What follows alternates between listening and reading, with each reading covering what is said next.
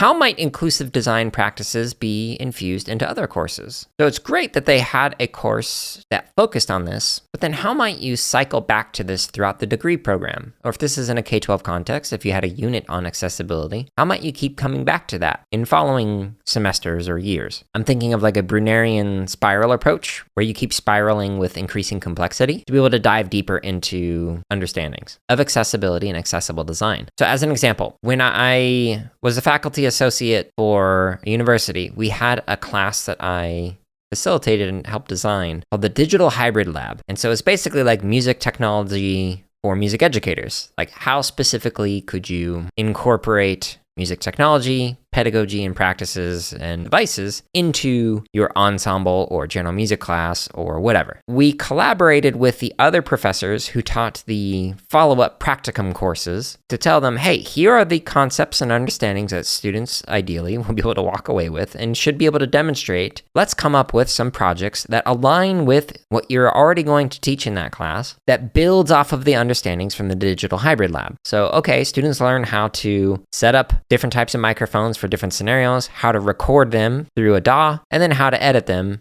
to create an audio file or even a movie or whatever. So let's use those understandings to create some kind of a project in a class that they take after the Digital Hybrid Lab. Same thing could happen in a K-12 context. If you do a unit on accessibility and accessible design, great. Find ways to keep coming back to that every single time you're doing a new project. Have some kind of criteria that is linked to accessibility so that students don't just engage in this once and then forget about it. But those are my own thoughts. There are many different ways that you can include this into your class. So again, the question is, how might we include the inclusive design practices in other courses? This excerpt of the CSK8 podcast is from episode number 138, which is titled Participation at What Cost? Teaching Accessibility Using Participatory Design, an Experience Report.